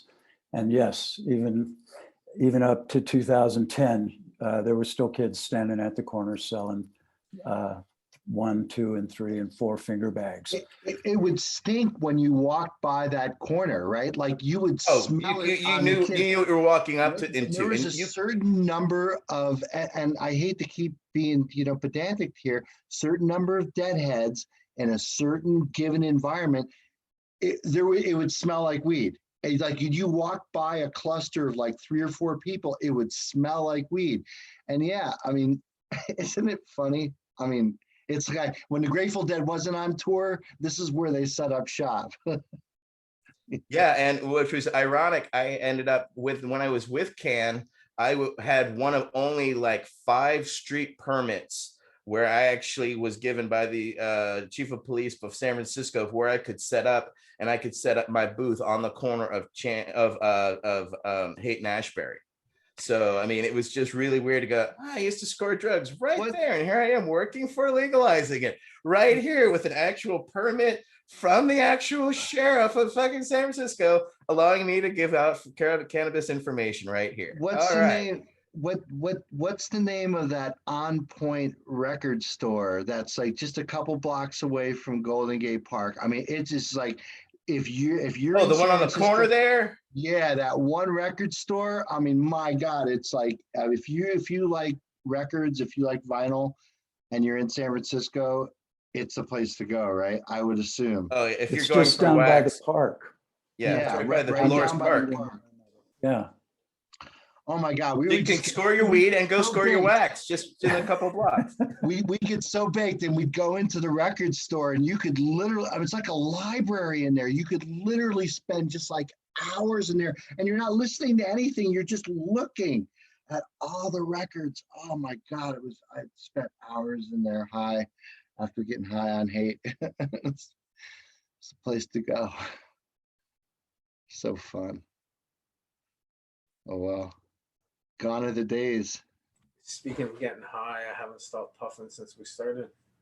Well, that's because we haven't heard from you since we started. Someone said, why is Johnny B not talking? I'm like, because he got baked. What do you think? What do you think the B stands for in Johnny B? It's Johnny Baked. No, I was sitting here puffing. I know you're sitting there talking about the beginning of all the changes, and I was gonna, mention the changes with growing, and Etchen's talking about the morphine trip, and I remember that, and having to get off of all of the morphine by using cannabis and amino acids and stuff. So I'm just listening, just like listening on Clubhouse, and just taking in all you guys and chatting away, and saying good morning. And then my newest thing, which I really like, is actually putting dry sift directly into my smoothies. So instead of juicing the leaf and just sifting those gland heads, actually putting dry sift into my smoothies. And I showed it yesterday, and I've been talking about that. And I've really seen a difference in just my mood and everything lately, just in the last week and a half. Does it get caught in your mouth? And it's like when you because I throw it in the smoothie, and I mentioned yesterday I could taste a little bit on my teeth. So I kind of, it was like, it was a little bit there on the teeth, but the flavors of the terpenes from the sift is so much different from just the juicing of the leaf that I get that grainy taste. So I've been experimenting too by listening to a lot of people in Clubhouse and finding the best regimen for my medicine, because I've been hitting a lot of high THC, and I see how that affects me, but I also want to see how the more of I'm just testing my own body right now again, like always. So good morning. I would think that it would leave like a little grit in your mouth, like even if you could really, really homogenize it in your blender and make a really fine dispersion in your smoothie, that it would still, like after you've completely drinking your smoothie, it doesn't leave like a grit behind it all, or it's not I great. occasionally do what John's doing, and I find the taste kind of pleasant. It's like finding little nuggets of flavor. Exactly. That's what I like about it. It's those flavors that I'm getting from those terps that I'm not getting when I was actually just putting raw leaf in my smoothies for a long time. Then I used to do the juicing and take the raw.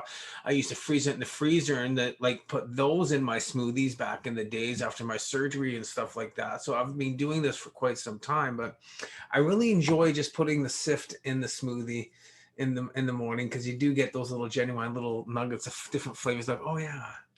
Are you adding lecithin or anything to your smoothie? And if so, what smoothie flavor are you using with what resin?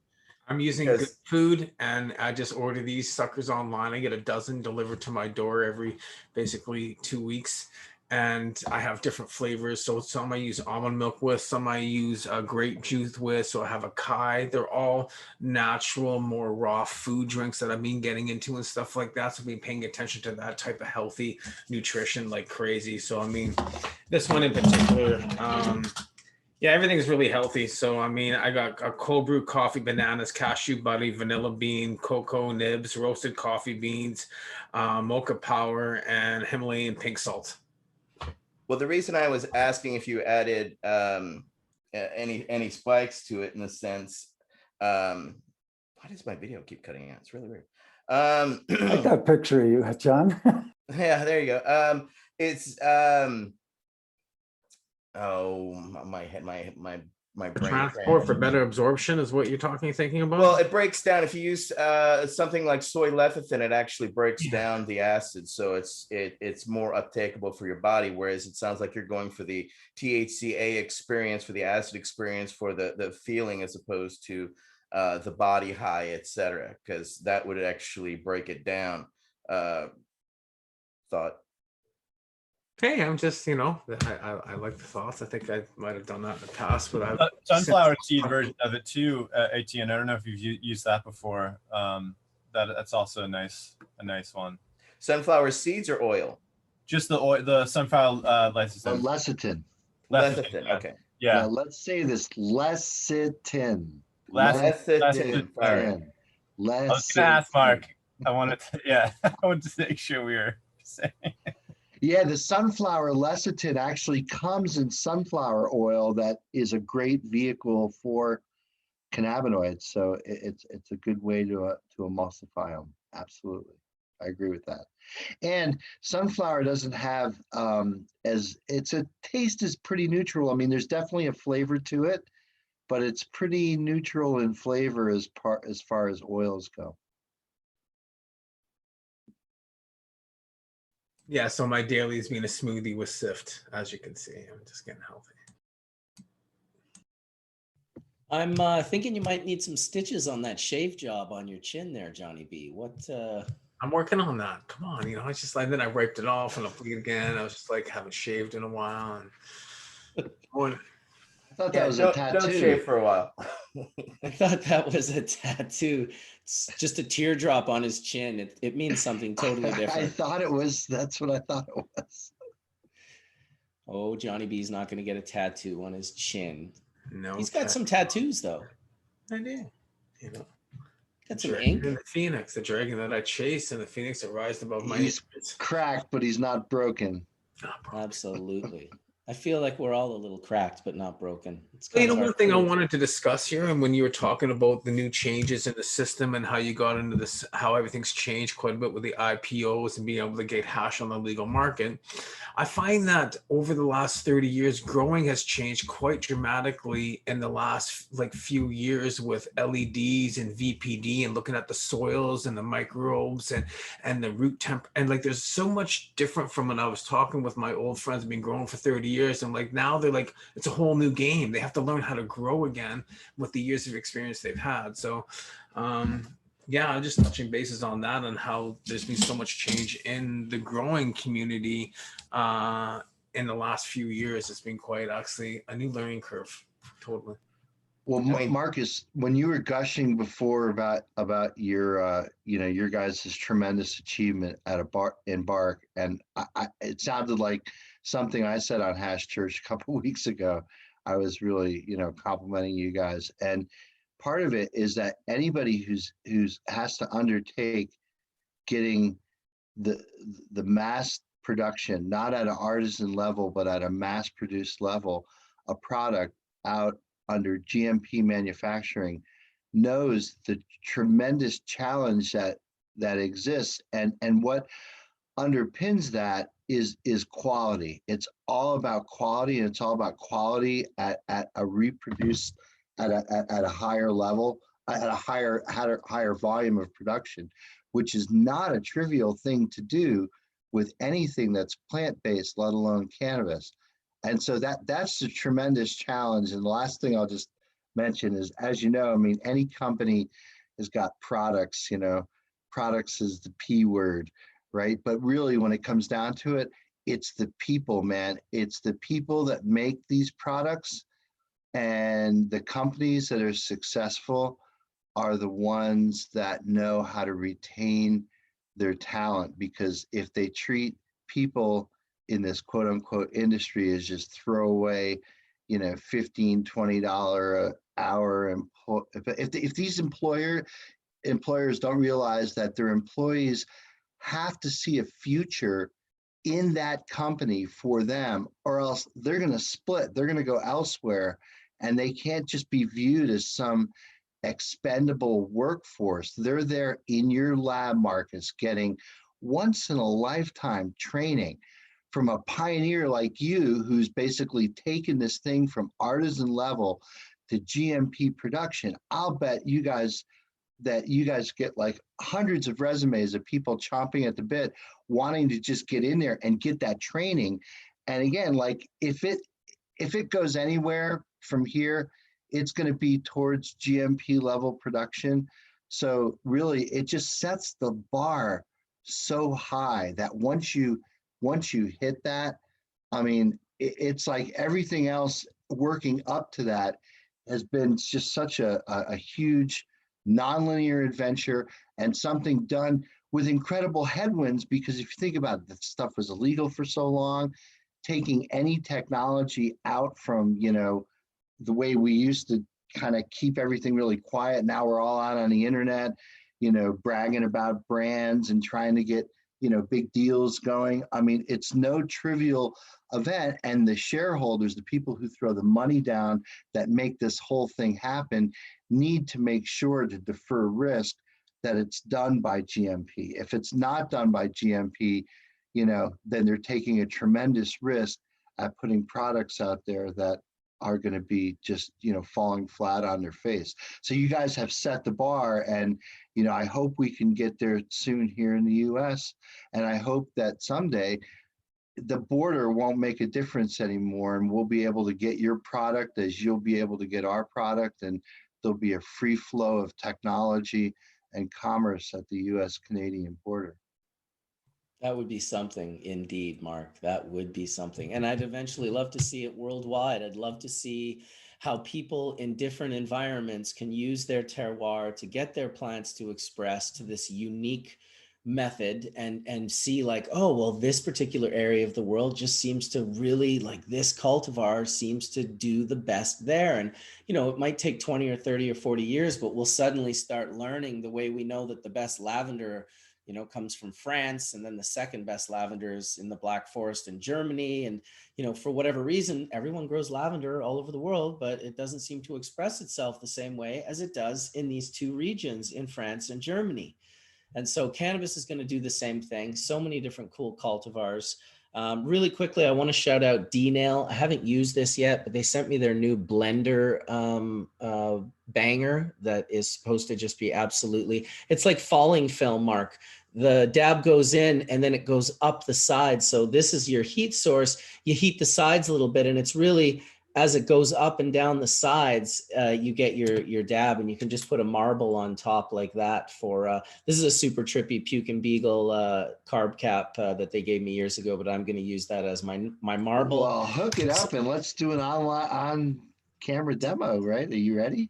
Dude, well, I'm gonna this nice one dab tool.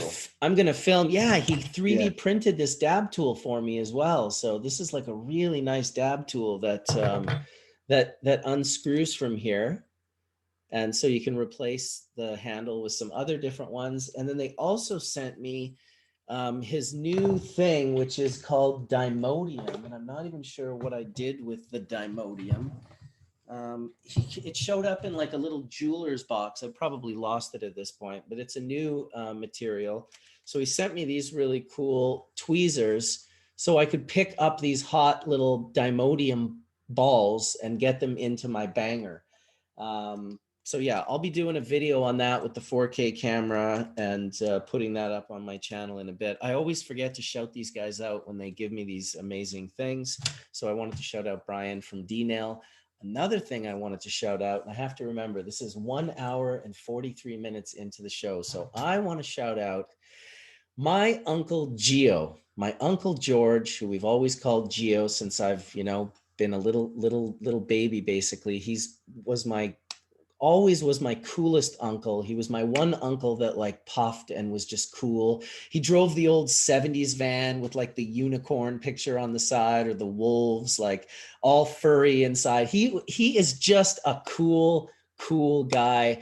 I'll never forget the first time he gave me a little bit of a nugget, and I was just like, wow, like this is so cool. I'm connecting with someone in my family who puffs. And he was really the only person I ever had that connection with, until slowly but surely I convinced everyone in my family that they should be using cannabis, which is kind of the case now, but it wasn't really the case back then. So I want to shout out Uncle Gio. It was his birthday yesterday. I can't remember if he's like 65 or 66 or 64. 65, 66 comes to mind.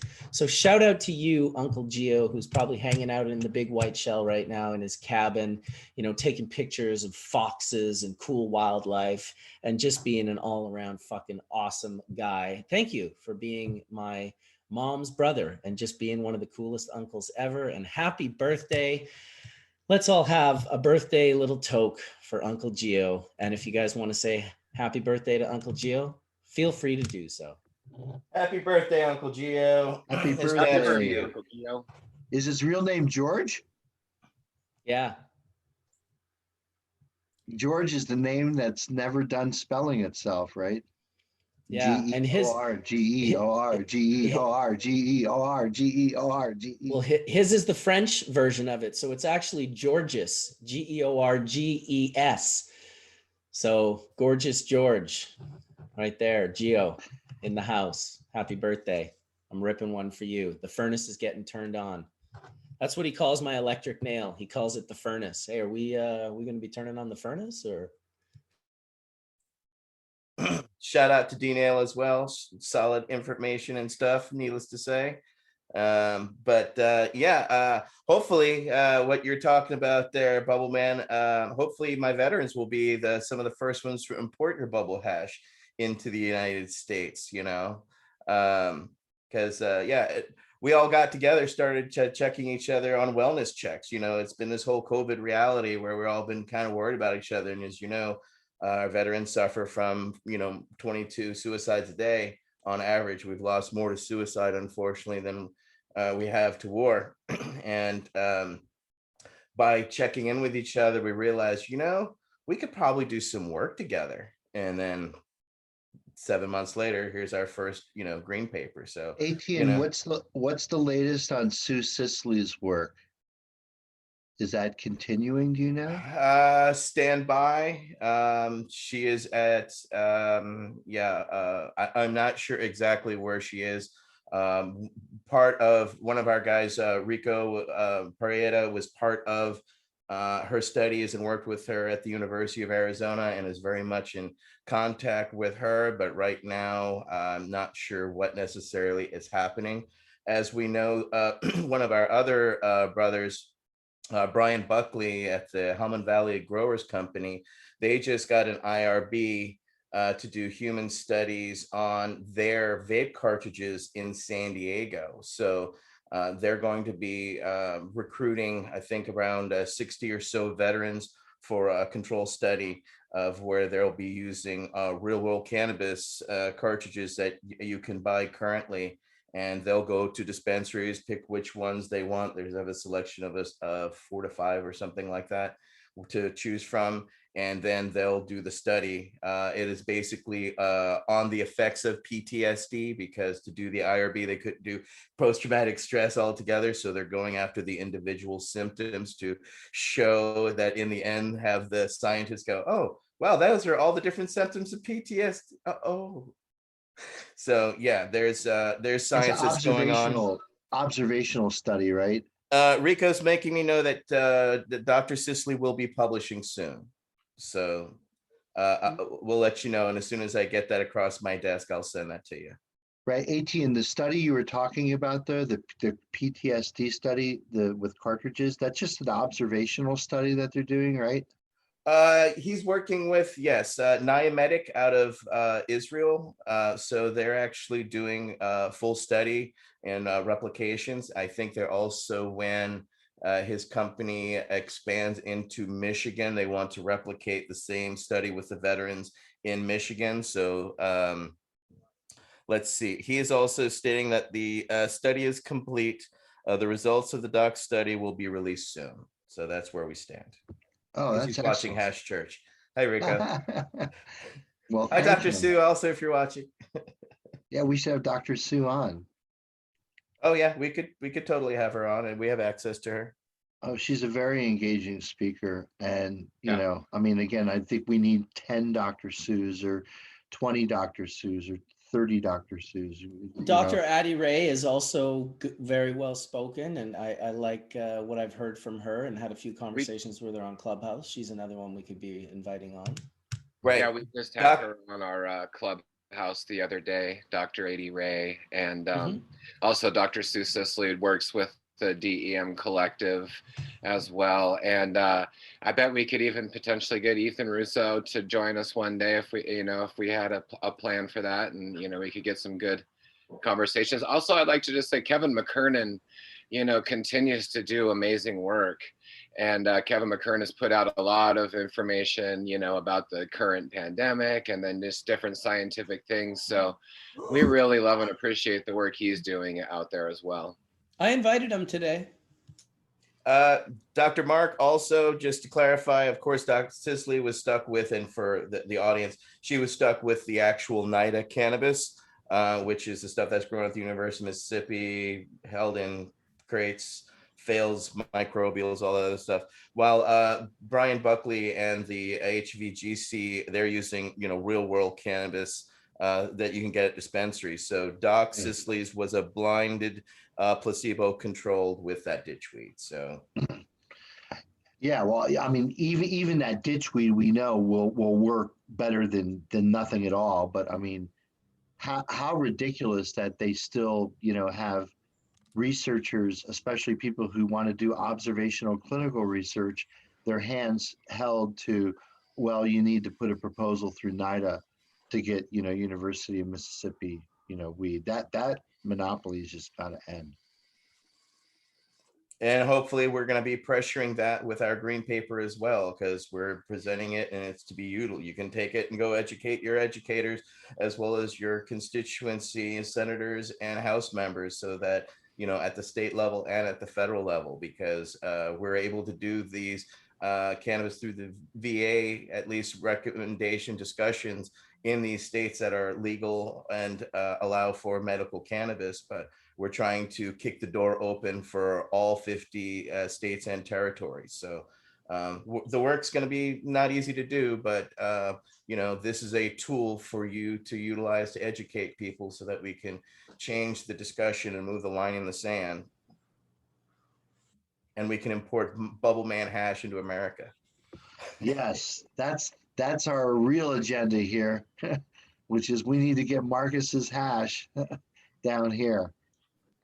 Amen. Well, I'm always talking with Colin about certain things, and I've got some conversations going with some groups in California. So maybe one day again we'll we'll have the brand down there. We'll see how it goes. It's, you know, it's so much work to really just do it in one place that I didn't want to detract from what I was doing here. Let me just give you a mute. Yeah, I there, think we're gonna be might see it sooner than later, Mark. Yeah, exactly. It could happen.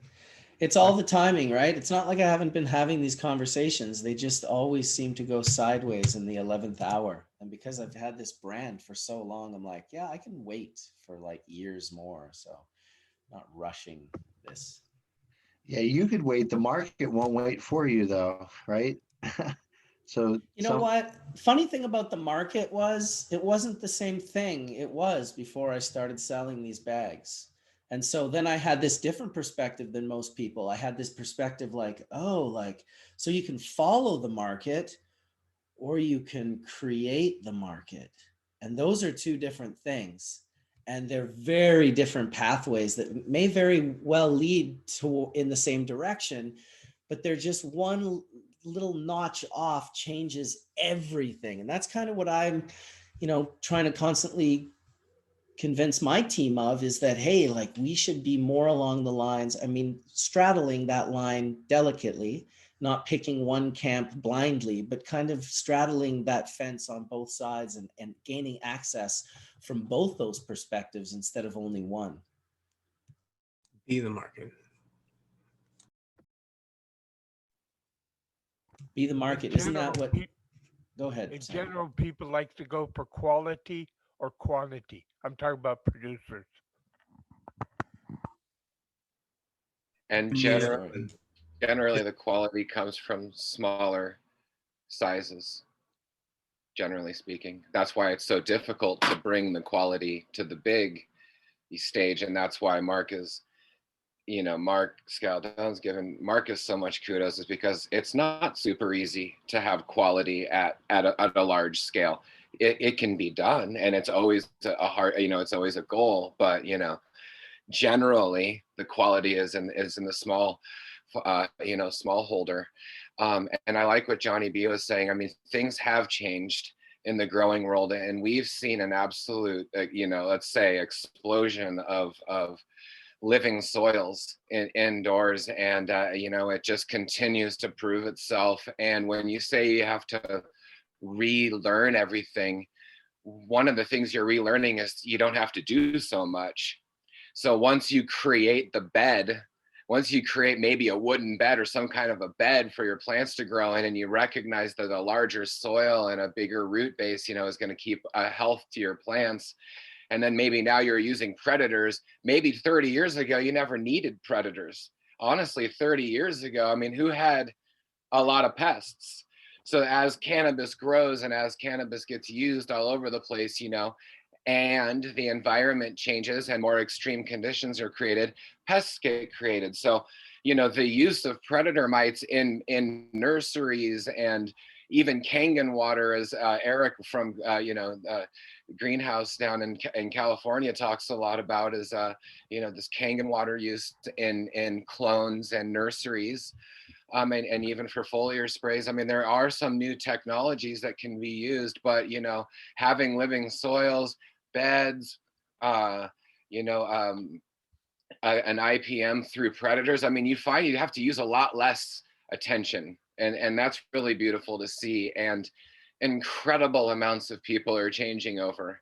So really right now it's how to build a bed and how to layer in soil and make it last 20 cycles, and then create and then help. One of the things we need to do is help influence like the recreational regulations, because in some cases the regulations are so stringent that it's hard to produce living soils in a recreational thing.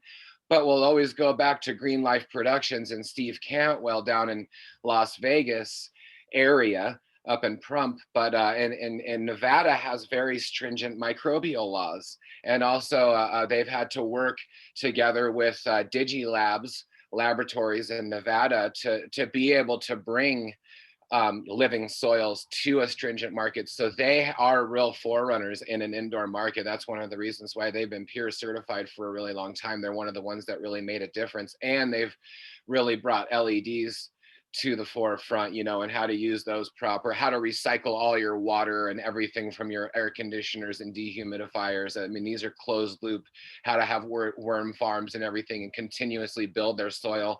They're on 24 cycles right now indoors in that situation. And one thing that's really exciting is they've been recently able to bring hash to the market. So Ganja Gill, who's been on here a few times, you know, has been helping them get their tech dialed in.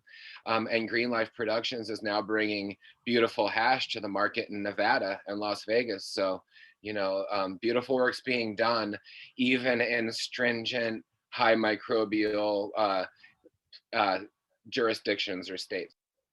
I just wanted to mention, I've been using biocontrols, good bugs to kill the bad bugs, for 45 years. I recently like that. I like Copert over there in the Netherlands. Sorry to interrupt you, Johnny. Please come on in a sec. But you know, people like companies like Syngenta support GMO and really harmful practices on Earth. And one thing about Copert, and correct me if I'm wrong, but they you know, produce bugs in non-GMOs, and they don't involve themselves in larger companies that do harmful practices on Earth. So Copert's been a good one. There are other ones, plenty of other ones, but they sell all over. I was going to say, I've recently added these to my bug line. So actually, and since I've done this a couple months ago, my plants have never, I don't have spider mites or nothing. So it's been living bugs. Living bugs for me has actually changed. So I'm using Promelius Hotspot. I'm using Spider Mite Destroyer. I'm using Predator Mite. I'm using Mite Preventator. So these are little things I actually added to my garden for the first time of growing after like 30 years. And guess what? I'm happy. Hands off, right? Should have did it a long time ago. Thing.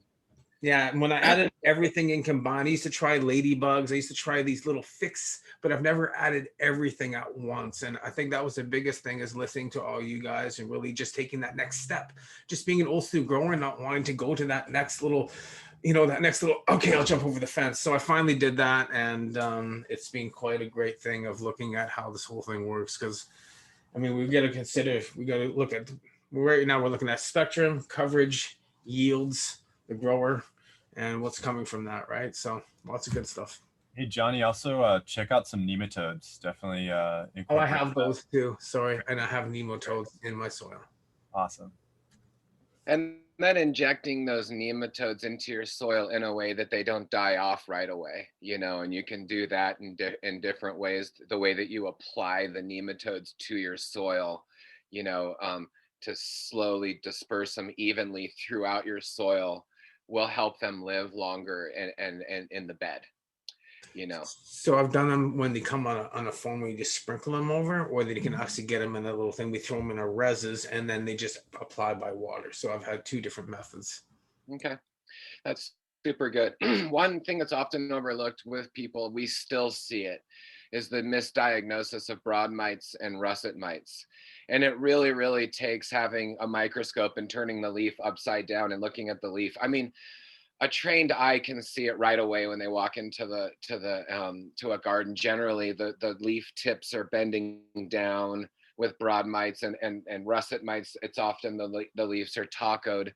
And then there's also that yellow look to the leaves. And so Swirsky and Cuckoo Maris together, we have found really works really well with both broad mites and russet mites. It can also work for thrips, because it can be a thrip thing too as well. And using those, like we said before, in your mother room, you know, and in your cloning and in your vegetative place is essential, because to try and you know, take care of the colony after it's in the flower room is, you know, say it's too late, you know, you're already, your plants need to build buds rather than worry about getting sucked on from underneath the leaves. So flat leafed, very flat, supple leaves is what we're looking for. And any compromise to the leaf, you know that there's some microscopic thing. I mean, the spider mites are easy to diagnose because you walk into a room and you see white dots, and in the worst case, you see webbing. So there's different things for spider mites, but it's nice to maybe name your species. It's Persimolis and Californicus are two that work really good with spider mites. Some people use Andersoni. But talk to your local bug, supplier. And if it can be expensive, but when you get into trying to combat a situation that's going out of hand, it's very difficult to do that. So keeping ahead of that is always good for anything, even powdery, mildews or downy mildews or different things. So anyway, prevention is the key. Say that again. Prevention is the key. Prevention is the key. Got it. Well, I told my family I would do a short hash church today. I don't know if you guys want to keep going for a while. I can always leave it on for another hour if you guys want to chat and puff some bowls and get deeper into the conversation. I'll kind of leave it up to you guys. I'm gonna go hang out with my little son who's waiting for me on the other side of that door anxiously. So we're gonna go too. Our son turns 24 this week, Sky, his birthday week. So everyone can give Sky some love and nice, Kelly dude. for Happy bringing birthday. him into the world. Happy birthday. We're gonna take off. Is he on the other side of the door? No, he's outside getting ready to go on a snowmobile excursion up into the mountains. He just got a no board for his birthday, which is very popular in the area. People can look at no boards. It's without bindings and very popular up here as well. Exactly. So, so we're gonna, help him prepare for that. And also, we are coming out, Dragonfly Earth Medicine, Kelly and the family. We're coming out to Victoria and to Vancouver this week. So we're really hoping to meet up with you, Johnny B, Marcus, maybe get a chance to check out Embark, look around, check out Whistler Technologies.